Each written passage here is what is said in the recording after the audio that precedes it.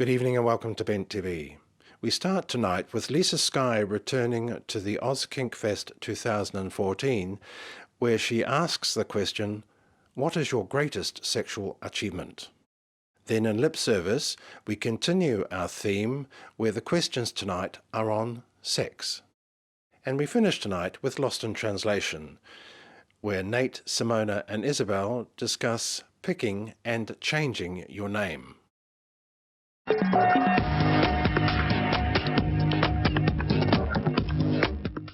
Hi there, I'm Lisa-Skye and I'm reporting for Bent TV at Oz Kink Fest. What has your greatest sexual achievement been to date? My greatest sexual achievement was being part of a really fun double penetration scene. I think it was tricky, but it was really worth it.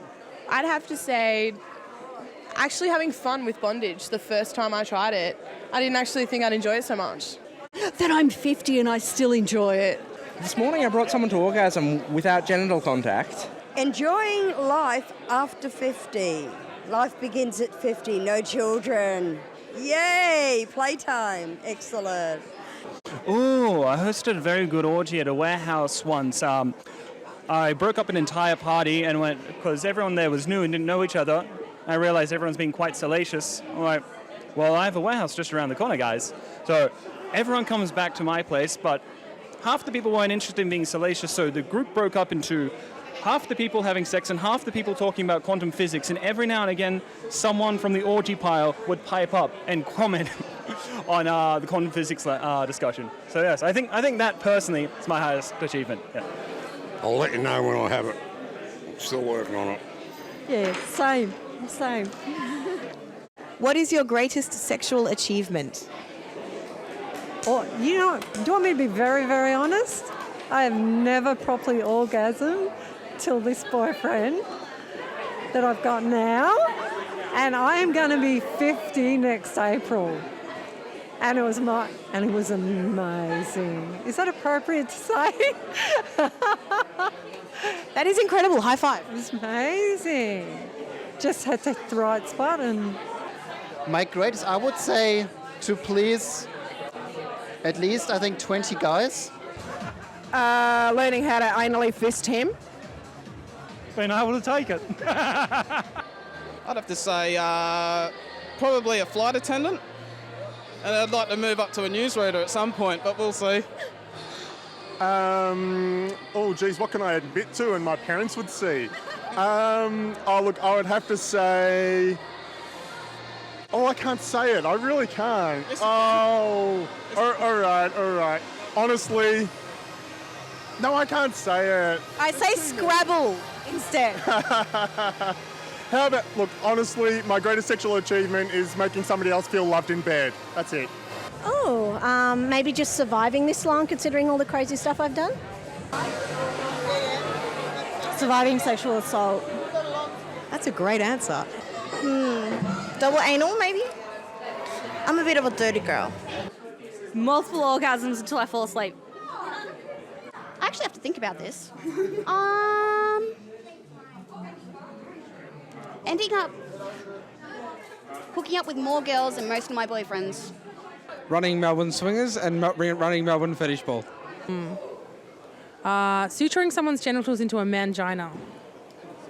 That was a lot of fun. Hard work, but definitely an achievement. You know what? I have no idea. I'm sitting here going through like the videotape of reels in my head. I think if something happened tonight, that would probably be it. Wonderful. So the next one? The next one would be the achievement. Because I've learnt so much in the past 24 hours. I've done some really nice cleansing and healing. So the next thing that's going to happen, it's going to be on a fresh slate. Yeah. Falling asleep on somebody. What's your greatest sexual achievement? Greatest sexual achievement? Do you mean place? Or I don't know. On the flight deck of the USS Constellation in Sydney. I can't beat that. I don't know. You. Yes, do it. Just you. Oh, Sexual achievement? I'd have to think about that. It's been a while. Sexual achievement, I'm more into pain than sex. So, I suppose being flogged I consider a sexual act. That gets me excited a bit. Being walked on, stat on. Yeah. I guess it comes in various forms. Just when you know you've had a really good time, especially after being down on someone for a half hour, you just feel like, okay, accomplished that. And what has been your greatest sexual achievement to date? I think my greatest sexual achievement today is realising that I can do this thing where I can make myself come within the space of maybe 20 seconds or so during sex when I'm on top. When I'm having sex with someone that has a penis, I sort of get on top, and if they just let me do my own thing, I can usually bring myself to orgasm over and over again, like very, very quickly. It's like my superpower as someone with a vagina, and so that makes my life pretty easy, pretty blissful, yeah. That's a great superpower. Yeah, I figured that out when I was a teenager, and life's been pretty great ever since. Oh my God, I haven't had it yet, but because I'm writing a piece coming up with a gorilla, a huge silverback. Oh my God, so totally want to go there. And so the piece is about that. The best I can get is humans to get gorilla suits and fuck me in them, but that's not bad. But still, if I was going to go there, the silvertail, oh my God, I am so there. Oh, that was good. That's really got me going. Oh. To be honest, I'm not really sure. I'm not really sure. Bit of everything. I just, as it comes, take it as it comes. So, yeah. Sexual achievement, that's pretty broad. I think to be happy overall is the number one thing there, as we all have a different spectrum of interest, shall we say. I think for me, manipulation of the senses, so you actually get more interaction, not just to simply have a bit of fun, but to actually put a lot more effort into your relationship, actually have a good positive reactions, work off the my partner's reactions, and then and just make the most out of it that I can. What is your greatest sexual achievement thus far? I wouldn't say sexual achievement, but I had wire pierced through my chest the other month. Amazing. Whereabouts? Like all the way through? So you can see like a love heart shape, and they had it all twisted it up like a Melbourne art house kind of style. Well, I think that must be the 13 bears in a bed incident that we had. That was a while ago, though. And the little one said more. Yeah, he just rolled over. So that was Oz Kink Fest at Fitzroy Town Hall. I've been Lisa-Skye for Bent TV.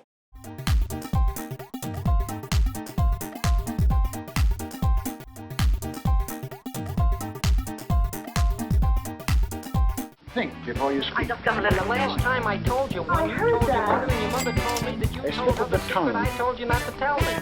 Hi, you're watching Bent TV, and this is Lip Service, where we help you with your problems. I've got my regular panellist Jess with us tonight, and two guests, Rach and Andy. So Hi. welcome.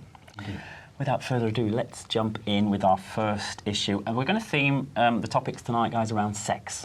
Okay, so Oh, it's not great. goodness, quite exciting. So Phil called in. This new guy he's dating wants Phil to talk dirty to him in a sack, and he finds this a little awkward. Do we have any tips, Andy? What do you think? Yeah, this is the tip of the iceberg. Question number one is it the start of, is it that step one of a 20-step program his boyfriend wants him to do, and in the end they'll be, you know, handcuffed by the ankles and hanging from the ceiling or something. But one step at a time. I think you should give it a try, I think, even if it's not something you're comfortable with. But you could always just say, look, yeah, it doesn't work for me. I don't know. I think you have to ultimately be honest. You should try it, but be honest if it's not your thing. It's not really my thing, I think. So I get where Phil's coming from. Yeah. Oh, I love it when my wife talks dirty to me and she says, you know, this morning I mopped the floors and then I took the bins out. And I'm like, jeez, baby. Reorganised the spice rack alphabetically. Very cool. Look, that is actually, she's not watching. Oops, sorry. Look, I think it is a bit complicated because you know, the idea of talking dirty, you don't really want to be forced to do that, or it would be a bit kind of fake. Well, it takes away from your experience too in the bedroom if you're doing something that's not comes natural to you, or you feel awkward about it, then you sort of it throws everything out of balance, I think. Yeah. So should you never try anything, I guess? Oh, no. I think that I agree with what you said. Said, absolutely, give it a go, but then be honest, saying, it's not really working for me. I'm trying, but it's just not my thing. Does Phil need to give perhaps him some literature to read or something, depending on what kind of dirty he's talking, to give him some ideas? No, like this is what I like. You mean some kind of... Wait, if he's not got any experience to talk dirty about, of whatever, Phil doesn't know the details of what exactly he could start by reading dirty, some but naughty... I was thinking he could get the lecturer and slap his boyfriend with it a few times. That might be equivalent. Well, that might, yes, it could be. I think, but having said that, he should try it. There are also things you don't want to try sometimes that are totally... Not this is major, but... I'm thinking if the guy has no experience to draw on to talk dirty about, he might need some help, and he might get into it and, prompt. I reckon. There might even be his own way to do it too. There might be he might hate the things that people say in porn films, but there might be a thing that he can say, They talk in porn? But there might be, there might be a mild version that suits Phil. That's more like you were saying, or have you noticed in porn film? I don't know. I've watched one or two where that might be clothed and then suddenly the clothes vanish. It's amazing. It's like magic. Gone. There's no removal of bit at a time, which actually I think would be quite. Personally, I think that would be quite nice. Anyway, sorry, digress. Well, we digress. Let's get back to problem. Sorry, viewers. Okay. So there you go, Phil. All right, I've got a question from Liz. So Liz says, my long-term relationship has become quite platonic. I love her and I want to spend the rest of my life with her, but I don't know how to rekindle the flame. Thoughts? So sounds like a bit of a general case of the lesbian deathbed, where it often happens. It can happen to anyone. It can. Anyone. If that book doesn't do well with Phil's boyfriend, maybe we could give that to Liz. Absolutely. Well, potentially. But what do you think? What do you think, Rach? I think go and have an affair. Oh, really? Wow. Controversial. Yeah. No. Right. Spice it up. Or invite other people into the bedroom. Wow. But I don't know. There's always the stuff that they recommend. Going to a sex therapist or some kind of course. They do things like tantric sex coursey things, and I don't know. I think there's lots of things to explore out there. There could be as easy as removing distractions too. Like you're so busy in your life doing turn the TV off. Everyday things and cleaning and jobs and whatever. Have a weekend away, go somewhere boring where there's nothing else to do but sex, or just have time for each other. Might do something. I don't know. Spend a bit of time apart.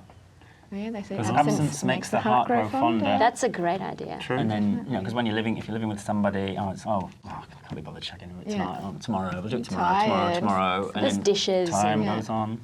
Stuff to do. Spices to sort. Organising spices. But no, you're right. So maybe time apart and then go somewhere quiet. Yeah. Where there's nothing else to do but chat. And then therapy. And then invite someone else along. Potentially. Alrighty. It's a tough one though. I think that can happen to every long-term relationship. And you've got to.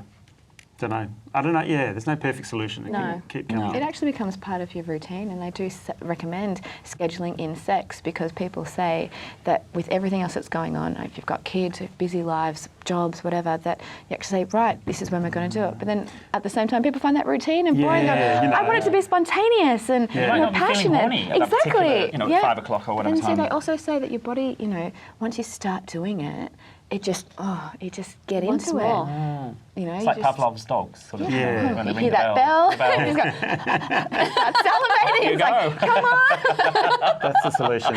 Maybe sex toys. Yeah. So we need some conditioning along vis-a-vis Pavlov type thing.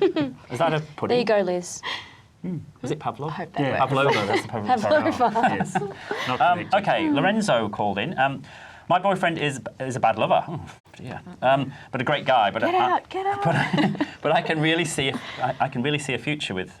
How do I broach the subject without hurting his feelings? Without hurling him out the window because he's a bad lover. You suck. It's a great guy, but a bad lover. Not very well. Wow. You could argue these things like it's a two-person deal. So what are you doing? Yeah, I'm a little bit harsh about the.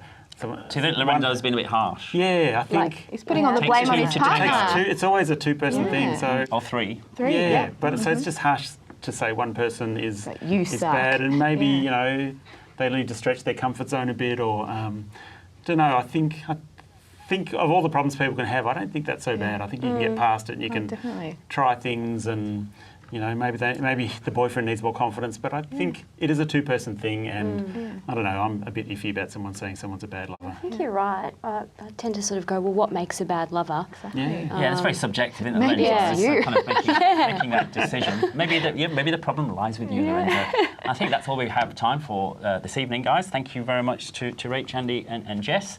We'll be back with more lip service next time you've been watching Bent TV.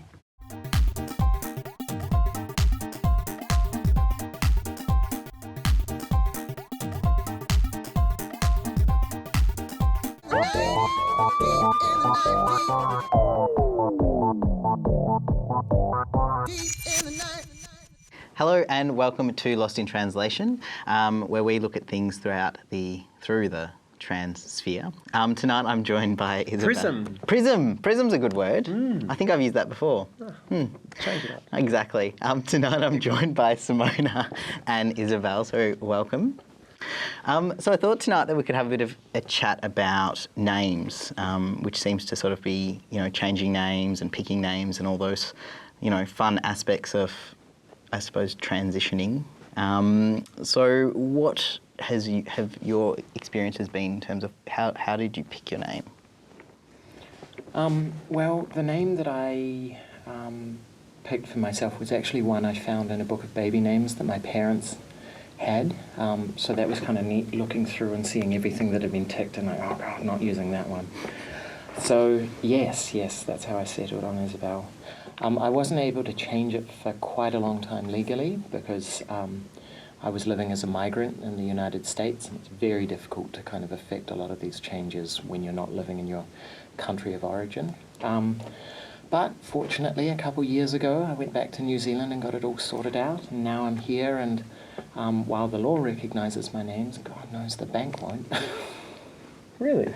Yes, every now and then they just keep, I think it's like in one database, they've got my old name, and then it keeps propagating to all the other ones, so I have to call them up and say, no, you messed that one up, you got to try again. So, yeah. Of course, we can't name the bank, but we can name ourselves, in this segment anyway. Sorry, that was just me trying to be... that was a dad joke. Lol. So how did you pick your name? I suppose you want to know about where the fuck did I get Simona Kapitolina from? Yeah. Well, my mother used to buy these fashion magazines in the 80s called Follow Me, and I used to look at them, and these were in the 80s, they were big glossy things, and I used to look at them, and on the very back was an ad, black and white, beautiful sort of 80s mod, lowercase, bold Helvetica, Simona. And they were this sort of, this fashion brand. And I went, well, if this happens, I'm going to be Simona. So, and I didn't want to take on Simone because Simone was something that people would call me at school as a derogatory name. So I didn't really want to kind of take that on. So, and then I was DJing through, the mid-2000s and had to come up with a DJ name. And part of my identity was, was sort of, I don't know, this sort of largely European kind of identity, and I was, taking things from, Eastern Europe and Western Europe, and I found Kapitolina. So I put Simona Kapitolina together, and I thought, well, graphically that looks sensational, that looks amazing.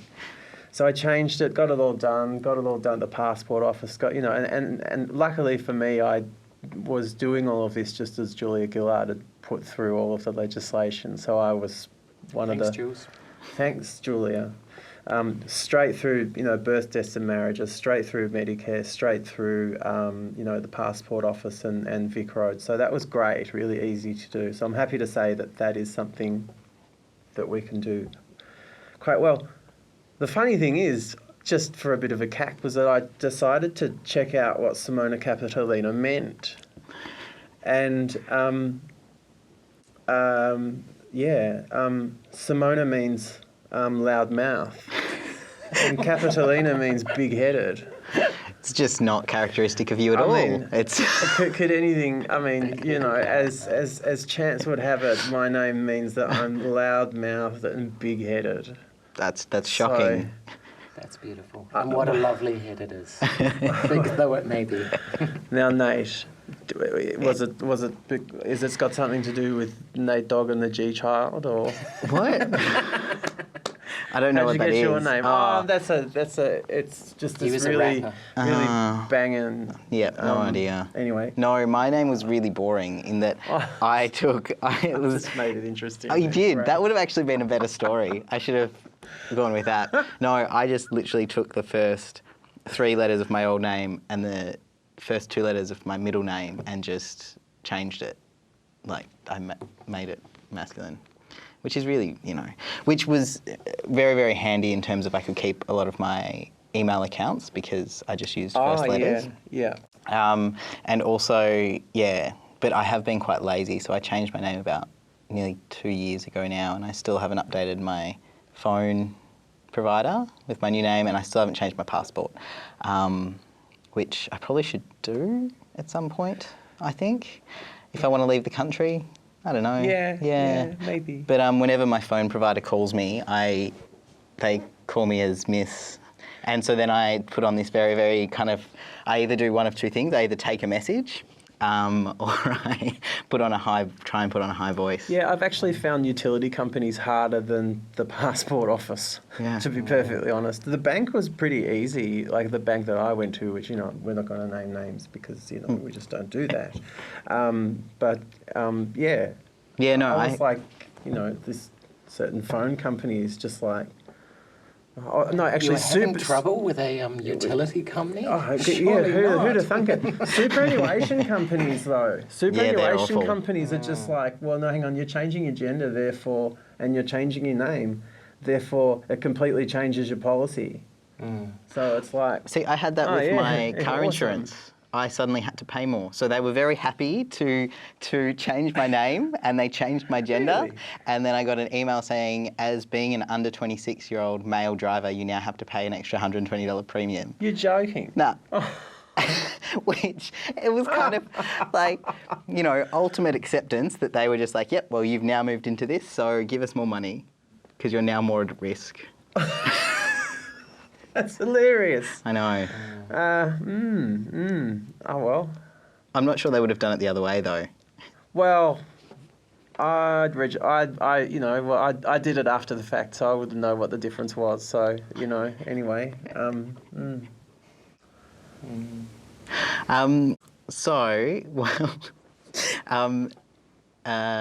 No, completely whatever I was going to say has just disappeared. I That think sometimes happens. In terms of Facebook names and stuff, I don't know, how consistent do people keep it? I mean, I've obviously got my performance name and my actual name, and everyone kind of knows you as Izzy, so. Wow, I moved to Australia and everyone insisted that I was going to be Izzy. Welcome to Australia, Izzy. Well, thank you very much for coming on tonight and having a quick chat about names. You've been watching Lost in Translation.